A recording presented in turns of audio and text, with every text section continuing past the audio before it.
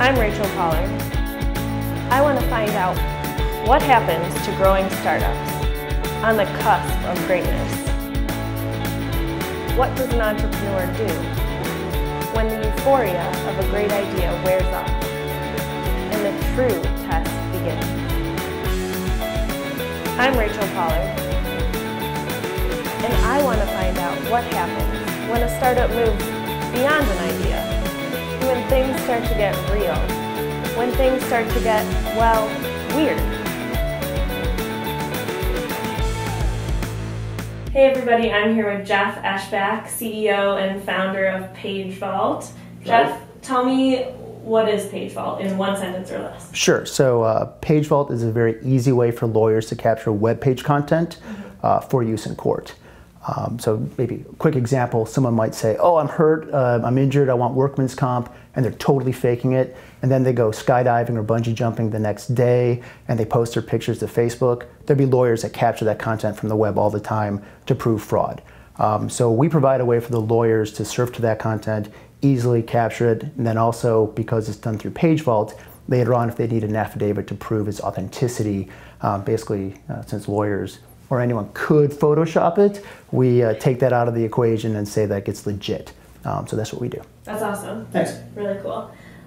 So how did you come up with that idea? What was the aha moment? Oh yeah, so actually I'm a technologist by trade. So with a techie background, I had the idea for the concept at first without really having a good market. And at first I thought academics might need it, or law enforcement, journalists. It really wasn't there. And then we came across the lawyers, and it was perfect. It was about 3 years ago.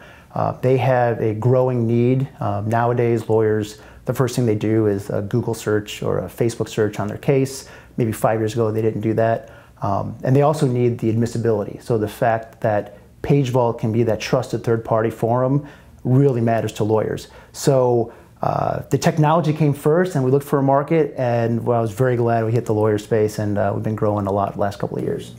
Great. And did you always see yourself as an entrepreneur? No, actually I was a innovator. So again, kind of the hardcore techie guy, a couple of engineering degrees in my background. So I used to work out in Silicon Valley and here in Chicago for Motorola. It was always about getting an idea, maybe a patent, and creating the first generation concept product. But it wasn't about entrepreneurship. And a few years ago, kind of decided I want that creativity to go a little further. So instead of just making the product, wanted to figure out how to grow a business as well. So it's kind of related. I think doing innovation is similar, but it's not exactly the same. But I'm really glad I made the jump. Since I went and started doing entrepreneurship, every day I wake up, it's hard, but I'm pumped up going into work now. That's so exciting. Yeah, it's pretty cool. It's pretty cool. So how's the Chicago tech scene been treating you?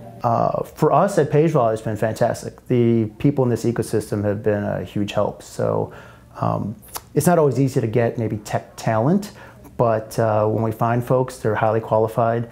But on the investor side, I think Chicago people they have our back, so they seem to protect their own, which has been great. We had some amazing investors, Irish Angels, which is a Notre Dame group, Pritzker Group, a few others there. Whenever we go for advice or for help, they're there to, it might be tough love, but they give us a lot of help in getting through things. That's helpful, though. It is, and it's kind of the Chicago thing too. I think in Chicago, the bar's a little higher. It's a blue-collar town, so they're not going to invest in an idea on a napkin. They really want to see some traction and revenue, but at the same time, they kind of back each other up. So as we've gotten into it, it's some tough love, but it's been great advice and making introductions and helping us move forward. So instead of just dropping the money and going, that we've had. Always really helpful. Depending on the group, but I can just say for the groups that we've had, it's been quality advice. So far we're pretty pumped up about being here. Yeah, totally. So can you talk a little bit about the difference between raising money when you're talking about angel versus VC? Yeah, so Page Vault just did a seed round, which usually considered earlier than a Series A.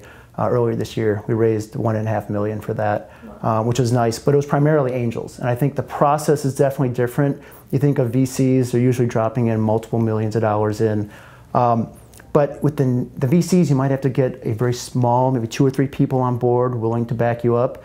The angel groups that we went to in Chicago area, again, Irish and Hyde Park Angels, Cornerstone Angels, they've got a pretty set process. You've got to get a champion. So finding that is a tough first step.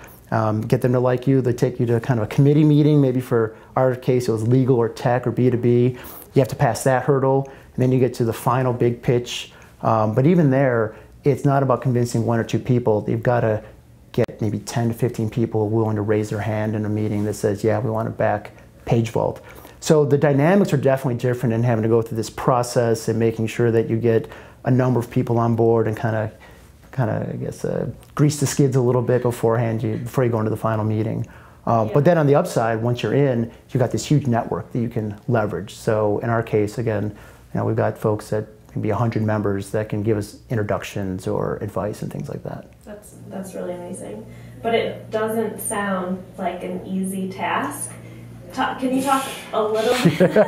Fundraising is not an easy task, I can guarantee that. Can you talk a little bit about how you balance running a business with going out and fundraising? Oh, okay, yeah. So maybe I'm not going to sound good here, but the truth is I probably didn't balance it that well. For me, fundraising was a full-time job.